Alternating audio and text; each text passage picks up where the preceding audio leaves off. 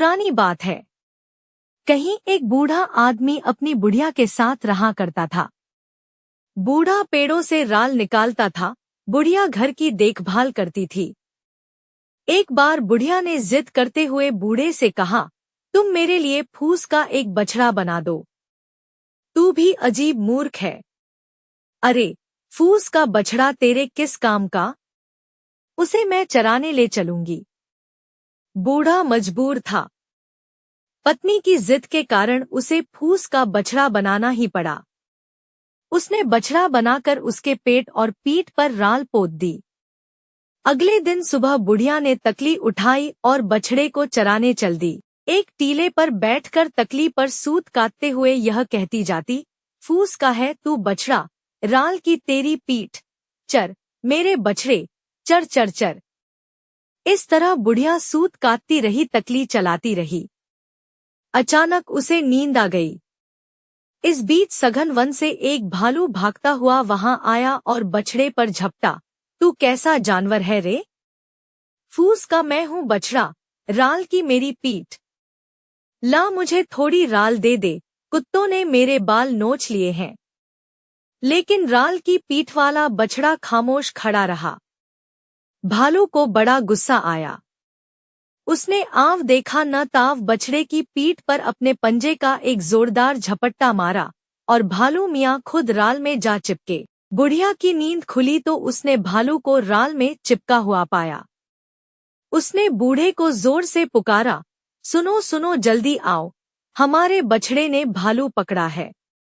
बूढ़े ने भालू को पकड़कर तहखाने में बंद कर दिया।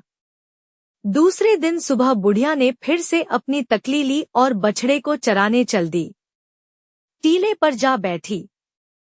तकली चलाती, सूत काटती हुई यह कहती जाती, फूस का है तू बछड़ा, राल की तेरी पीठ, चर मेरे बछड़े, चर चर चर। बस इस तरह तकली चलाते और सूत काटते हुए बुढ़िया को नींद आ गई। तभी सघन वन से एक भेड़िया भागता हुआ वहां आया और बछड़े पर झपटा। तू कैसा जानवर है रे? फूस का मैं हूँ बछड़ा, राल की मेरी पीठ। ला मुझे थोड़ी राल दे दे, कुत्तों ने मेरे बाल नोच लिए हैं। ले लो। राल की पीठ पर पंजा लगाते ही भेड़िया चिपक गया। बुढ़िया की नींद खुली तो उसने भेड़िए को राल में चिपका हुआ पाया। उसने बूढ़े को जोर से पुकारा, सुनो सुनो जल्दी आओ, हमारे बछड़े ने भेड़िया पकड़ा है।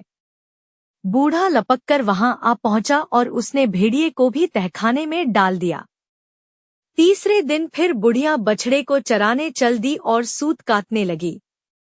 सूत काटते काटते ऊँघने लगी।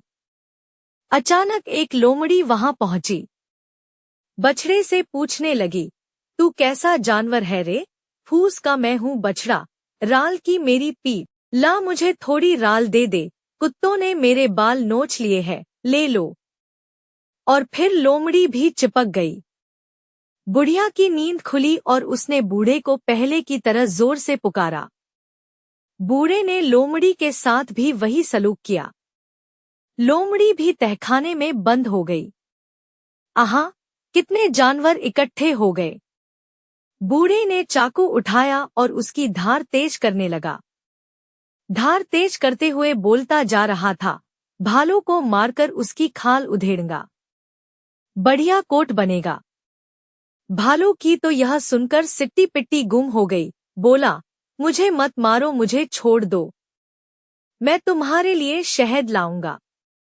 धोखा तो नहीं दोगे? नहीं, मैं तुम्हें धोखा नहीं दूंगा।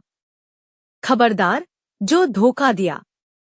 यह कहकर उसने भालू को छोड़ दिया और फिर से चाकू की धार तेज करने लगा। सहमे हुए भेड़िए ने पूछा, बाबा, यह चाकू किस लिए तेज कर रहे हो? तुम्हारी खाल उतारकर अपने लिए जाड़े की गरम टोपी बनाऊंगा, मुझे छोड़ दो, मैं तुम्हारे लिए मेमना लेकर आऊंगा। खबरदार, धोखा मत देना। उसने भेड़िए को भी छोड़ दिया और फिर से चाकू की धार तेज करने लगा। बाबा, यह चाकू किस लिए तेज कर रहे हो? लोमड़ी ने सहमी आवाज पूछा। तुम्हारी खाल बहुत बढ़िया है, बूढ़े ने कहा। बुढ़िया के गरम कोट के लिए इसका खूबसूरत कॉलर बनेगा। मुझे मत मारो, मैं तुम्हारे लिए मुर्गियां, बत्तखें और हंस लेकर आऊंगी। खबरदार, धोखा मत देना। यह कहकर बूढ़े ने लोमड़ी को भी आजाद कर दिया। अगले दिन सवेरे तड़के ही दरवाजा खटका। जाओ, देखो तो कौन है, बुढ़िया ने कहा। बूढ़ा उठकर बाहर आया। दरवाजे पर भालू खड़ा था। वह मधुमक्खियों का समूचा छत्ता ही उठा लाया था। बूढ़े बाबा ने शहद लेकर भालू को विदा किया। इसी बीच फिर दरवाजे पर दस्तक हुई। भेड़िया मेमनों को हाँक कर लाया था। इतने में लोमड़ी भी वहां पहुंच गई। उसके साथ ढेर सारी मुर्गियां, हंस और बत्तखें थीं। बूढ़ा भी खुश, बुढ़िया भी खुश। दोनों मजे से जीने लगे।